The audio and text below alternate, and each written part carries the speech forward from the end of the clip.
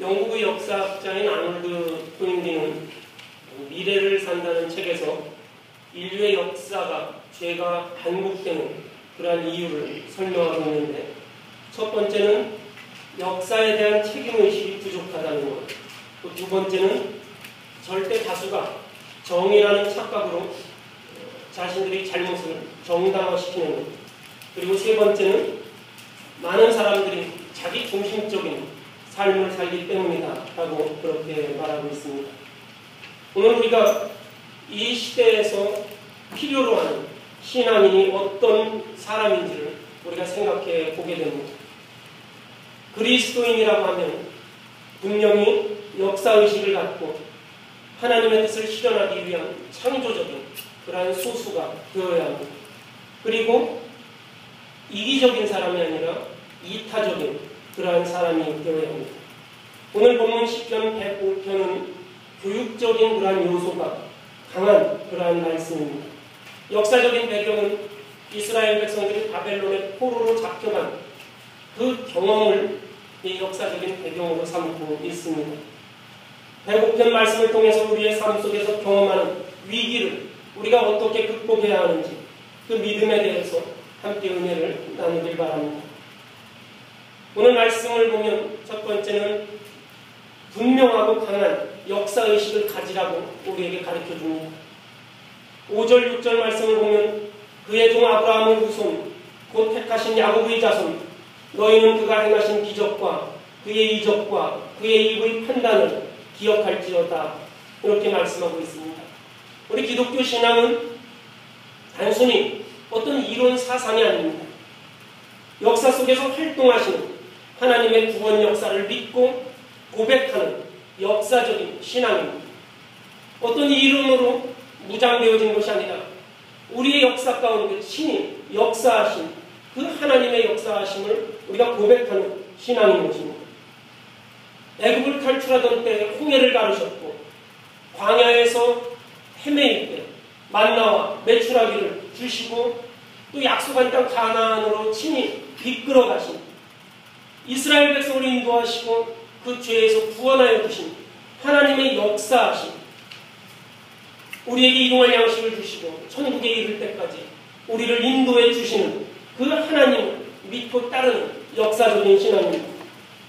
시편 105편에 보면 이스라엘 백성은 바벨론 포로 생활이라는 위기 속에서 단순히 과거에 행했던 출애굽 사건을 회상하는 것이 아니라 그때 역사했던 하나님께서 오늘도 역사하신다는 그러한 믿음을 고백하고 있는 것입니다. 하나님께서는 그때나 지금이나 어떤 상황 속에서도 우리와 함께 하시고 과거에 역사하신 것처럼 지금도 역사하시는 살아계신 하나님이시라는 그러한 고백이 있는 것입니다. 오늘 우리 권사님 기도해 주신 것처럼 우리가 그런 하나님 밑에서 우리가 기쁠 때나 또 슬플 때나 언제나 꾸준히 하나님을 바라보는 그러한 믿음이 우리에게 있어야 할 것입니다.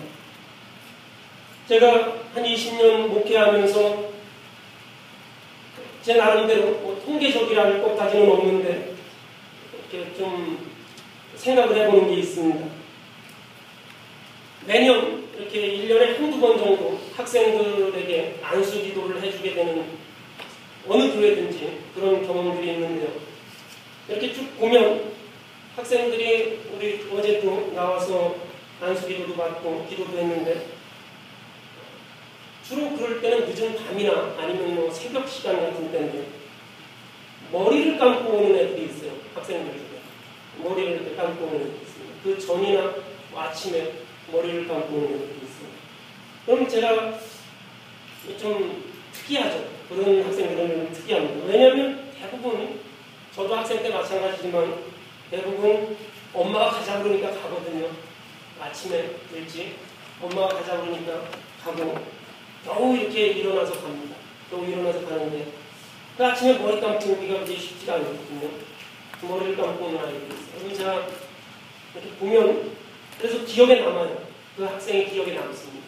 그래서 제가 이렇게 나중에 그 교회를 떠나서도 그 기억에 남으니까 이렇게 물어봐요. 걔는 어떻게 지금 뭐 대학을 갔나? 걔는 회사를 잘 다니고 있나? 뭐 이러면 대부분 그냥 이렇게 좀 잘 됐어요. 대부분 잘 됐습니다. 제가 생각을 해보는 거예요. 왜 잘 됐을까? 생각을 해보면 어느 때든지 그 학생을 이렇게 지켜보면 늘 한결같아요. 큰 것이든 작은 것이든 이렇게 별로 그렇게 비중이 없습니다. 지금 무슨 말이냐면 이 일은 좀 나한테 중요한 것 같으니까 굉장히 열심히 하고 이 일은 나한테 별로 중요하지 않은 것 같으니까 그냥 대충 하고 이런 게 없어요. 이거를 하든 저거를 하든 그냥 다 열심히 하는 편입니다. 보편적으로 그래요. 우리가 직장 생활하면서도 우리 흔히 이제 어른들 말씀을 들어보면 살면서 누가 안 쳐다보는 것 같지만 다 지켜본다. 그런 말씀들을 많이 하죠. 하다못해 너네 옆집 사람이 너를 지켜본다.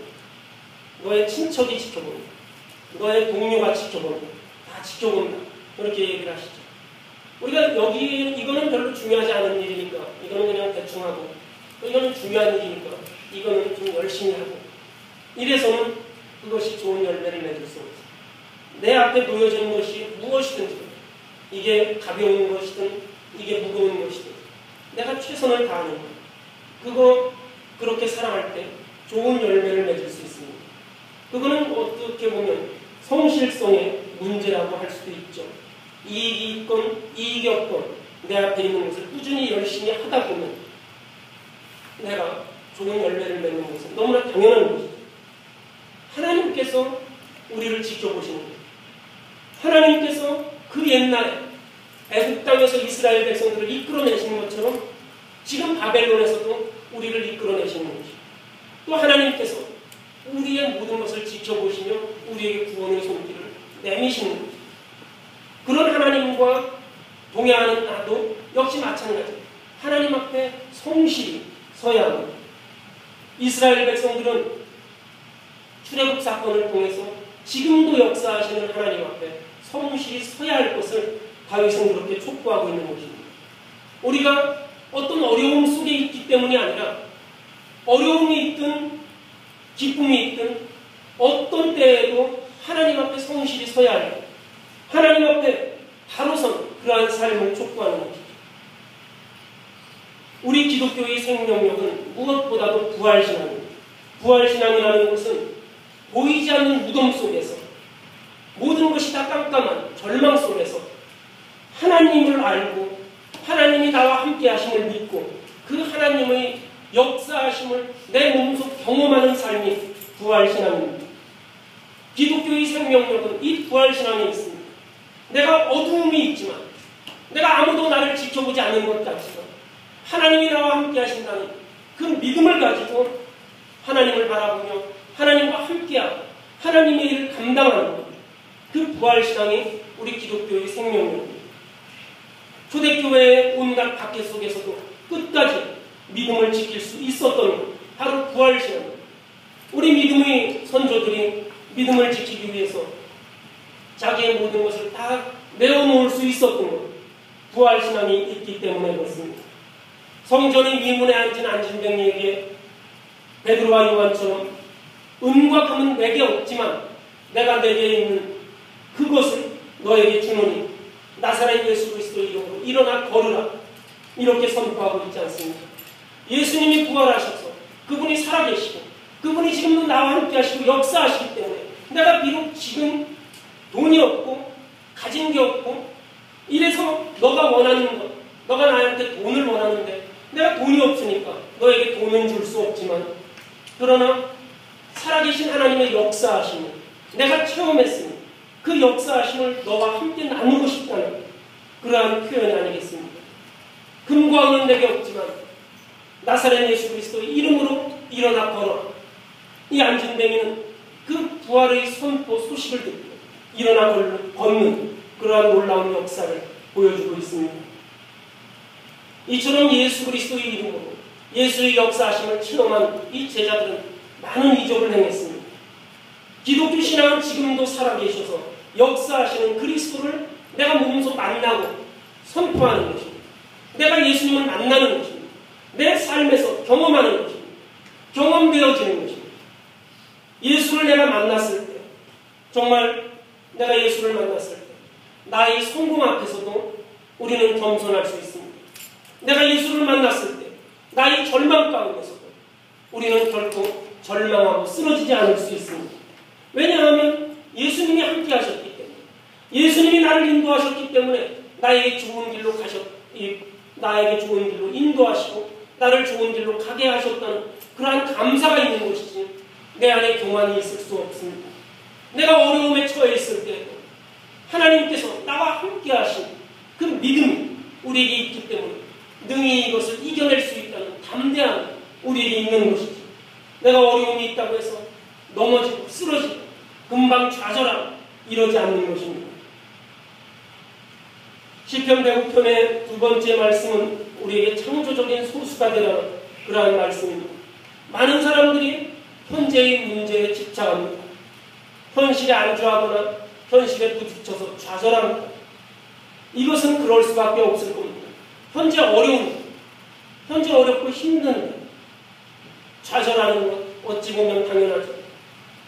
하지만 성도들은 오늘 이 시간 현실이라는 벽을 넘어서 내일을, 하나님이 우리에게 주시는 약속을, 그 소망을 바라볼 수 있어야 합니다. 여러분들이 여러분의 자녀를 키우면서 절망스럽고 좌절스러울 때도 있지만 포기하지 않고 좌절하지 않는 이유가 어디에 있습니까? 내 자녀의 미래를 보고 그것을 소망하기 때문에 그렇지 않습니까? 누가 자녀를 보면서 내 자녀가 너무 잘못하고 있기 때문에 나는 포기해야 되겠다, 이런 사람이 어디 있겠습니까? 이스라엘 백성이 애굽에서 종살이를 하고 절망과 고통 속에 빠져 있을 때 하나님은 모세와 아론이라는 사람을 부르셨습니다. 그들은 하나님의 뜻을 실현할 수 있는 창조적인 소수였습니다. 가나안 땅을 정탐하고 온 12명의 정탐꾼 중에서 10명이 우리는 그 땅을 차지할 수 없다고 그렇게 말했습니다. 10명. 그것은 너무나 객관적인 사실일 겁니다. 12명 중에서 10명이 우리는 할 수 없다. 단 2명 여호수아와 갈렙만이 하나님이 함께 하시면 우리가 그 땅을 차지할 수 있다고 말했습니다. 이 두 사람은 하나님의 뜻을 실현할 수 있는 창조적인 소수가 되었습니다. 예루살렘의 여호수아의 인도 아래 이스라엘 백성들은 요단강을 건너고 약속의 땅을 차지했고, 갈렙은 훗날 다윗이 유다의 왕이 된 헤브론을 기업으로 받게 됩니다. 역사학자 토민비는 도전과 응전이라는 그런 개념으로 역사의 흥망을 설명합니다. 가혹한 자연환경, 또 외적의 침입, 생존을 위협하는 문제, 이러한 것이 발생했을 때 이러한 도전을 성공적으로 끌어갈 수 있는 의지와 능력을 가진 그 주체를 창조적인 소수라고 불렀고, 그들이 역사를 이끌어간다고 그렇게 해석하고 있습니다. 우리 신앙도 마찬가지입니다.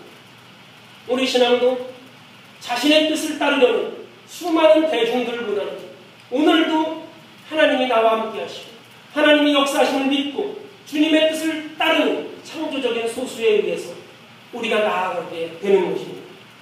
우리 교회도, 우리 가정도, 또 우리의 사회도, 우리 역사도 이러한 창조적인 소수가 이끌어가는 것입니다. 우리가 하나님의 부름에 응답해서 이 창조적인 소수가 되어야 합니다. 내 자신의 뜻을 따르려는 그러한 것을 버리고 하나님의 뜻을 따르는 창조적인 소수, 하나님의 음성을 들을 수 있는 그러한 적은 사람, 그 사람이 바로 내 자신이 되어야 합니다. 그러기 위해서는 시편 105편의 마지막 당부처럼 하나님을 끝까지 신뢰할 수 있는 믿음이 필요합니다. 시편 105편은 할렐루야로 끝을 맺고 있습니다. 할렐루야라는 그 말의 뜻은 하나님, 야훼를 찬양하라는 말입니다. 야훼를 찬양. 이 말은 어떤 말입니까? 그를 신뢰하라는 것입니다. 우리가 누군가를 찬양합니다. 집에서 자녀가 엄마에게 엄마가 해주는 밥이 정말 맛있어요 라고 말하는 것은 그 엄마를 찬양하는 거예요.